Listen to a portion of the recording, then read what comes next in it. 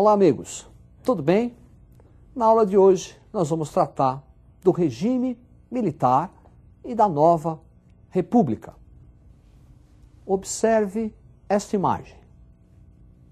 Imagem, comício que inaugura a campanha pelas diretas já em 1984. Vamos iniciar pelo regime militar, implantado em 1964. Vamos observar as razões do golpe. Observe o quadro. Golpe de 1964.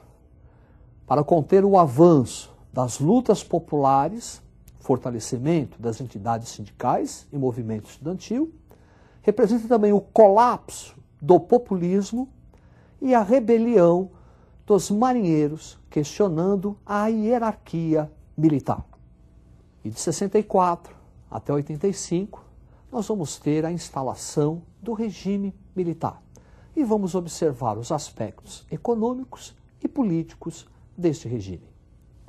Observe o quadro. Modelo econômico do regime militar. 3 aspectos.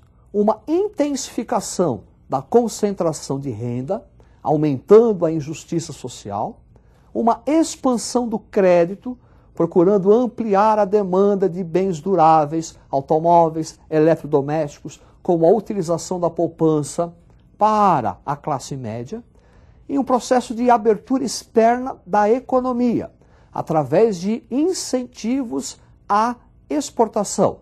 Segundo o lema, exportar é o que importa. A abertura externa da economia vai prejudicar a indústria nacional por causa da concorrência e essa indústria vai se dedicar à produção de bens não duráveis.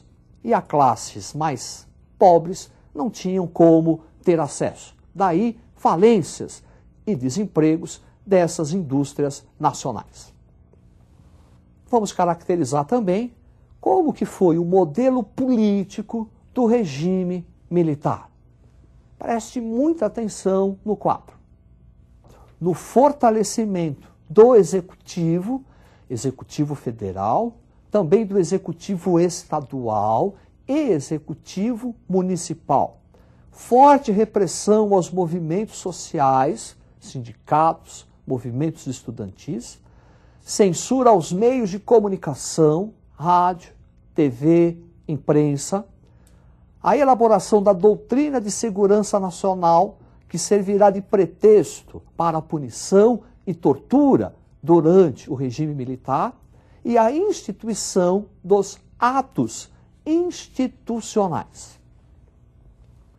Por atos institucionais, entende-se aquela interferência que o chefe do executivo tem, inclusive sobre preceitos constitucionais.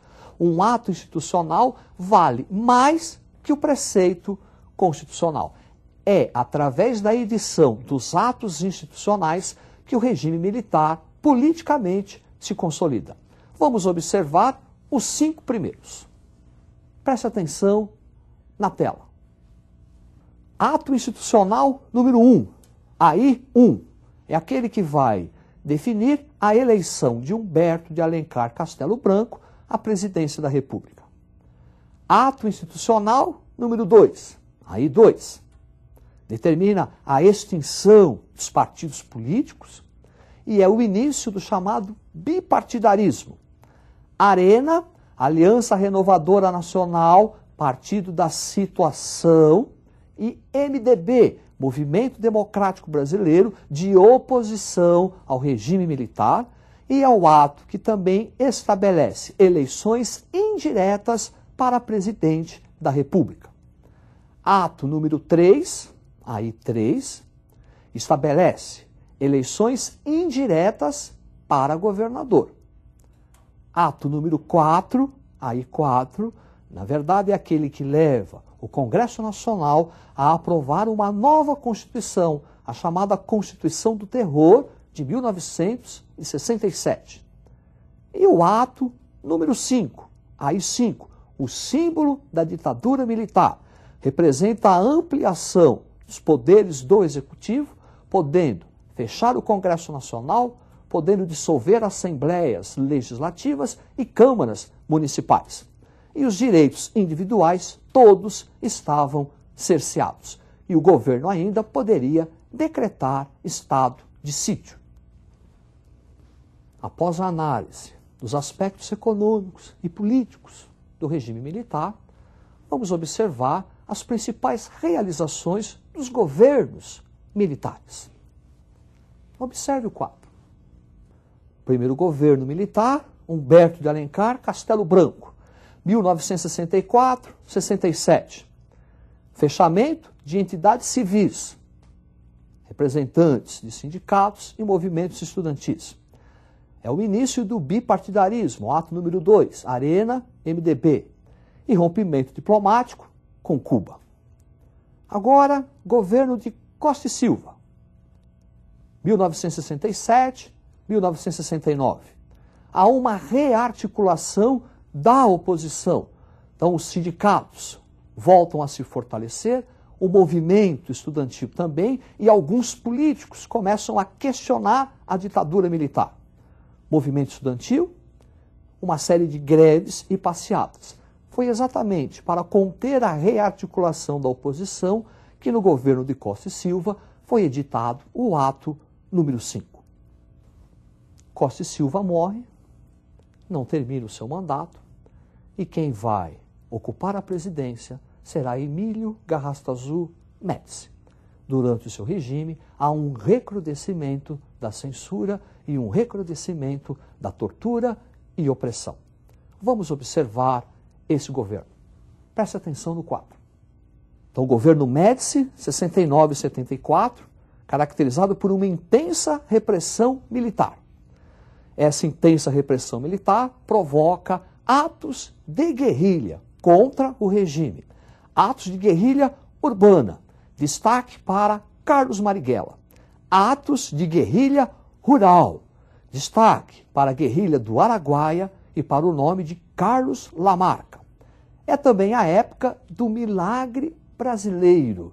É uma época de expansão do consumo, é uma época de crescimento industrial brasileiro, de investimento das multinacionais no Brasil e de grandes construções faraônicas, por exemplo, a Transamazônica e a Ponte Rio-Niterói. Em um período de neopopulismo. Neopopulismo caracterizado, por um lado, intensa repressão militar e, por outro lado, um forte apoio popular ao regime militar.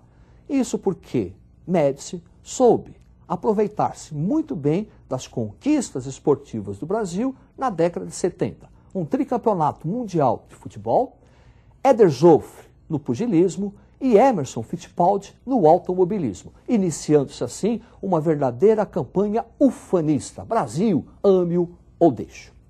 O próximo governante militar será Ernesto Geisel, e a partir dele inicia-se a crise do regime militar. Preste atenção no quadro. Governo Geisel, 1974-1979, caracterizado pelo início da abertura lenta, gradual e segura. Daí uma série de avanços e retrocessos nessa abertura. Por exemplo, em 1974, há uma ampla vitória do MDB, do Movimento Democrático Brasileiro.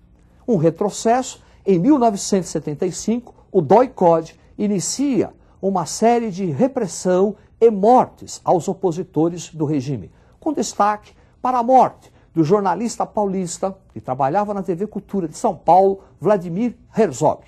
Edição do Pacote de Abril, que vai manter as eleições indiretas para presidente e ampliar o mandato presidencial. 1978, uma enorme greve de metalúrgicos no ABC Paulista, sob a liderança do líder sindical Luiz Inácio da Silva, o Lula. E no final do governo Geisel, revogação do ato institucional número 5. Governo Figueiredo, 1979-1985. No seu governo, um agravamento da crise econômica, início da liberdade de imprensa. 1979, uma ampla greve no ABC Paulista. No mesmo ano, lei de anistia. Os exilados durante o regime militar, o pluripartidarismo, surgem partidos políticos. A Arena, por exemplo, transforma-se em PDS, o MDB, PMDB, aparece o PTB, PT. 1982, eleições diretas para governador. E em 84, início de uma campanha pelas diretas já. Apesar do sucesso e da intensa participação popular na campanha das diretas já, Tancredo Neves, que será o primeiro civil eleito após o regime militar, não será eleito pelas vias diretas, e sim indireta. Tancredo Neves morre e quem termina o seu mandato é o seu vice-presidente, José Sarney. Observe o quadro. Com o governo Sarney, eleições diretas em todos os níveis, no executivo, no estadual, municipal e federal, uma grave crise econômica por conta de um processo inflacionário, levando o governo a decretar moratória, e a edição de uma série de planos econômicos para conter a inflação. 86, o Plano Cruzado, 87, o Plano Bresce e 89, o Plano Verão. E em 88, é promulgada a Constituição que está em vigor, a chamada Constituição Cidadã. E com essa Constituição ficou determinada eleições diretas para presidente da República. Nessas eleições diretas, as primeiras, nós vamos ter um segundo turno envolvendo dois candidatos. Um que representava as esquerdas, Luiz Inácio Lula da Silva, e o outro representando a elite dominante, Fernando Collor de Mello. Collor de Mello é eleito, iniciando o seu governo. Observe. Governo Collor, marcado pela edição do Plano Collor e pela instabilidade econômica e política. Início do processo de privatizações. No seu governo, denúncias de corrupção, famoso caso PC Farias, e um processo de impeachment. Com o seu impeachment, o vice assume, Itamar Franco. Plebiscito de 1993, que vai manter a república e o presidencialismo. Adoção do Plano Real para um combate à inflação. Período de especulação financeira, forte abertura econômica, caracterizando falências e desempregos. Após o governo de Itamar Franco, vai ocorrer o duplo mandato de Fernando Henrique Cardoso, caracterizado por uma maior inserção do Brasil na globalização econômica. É isso aí. Uma boa sorte, estude e até a próxima.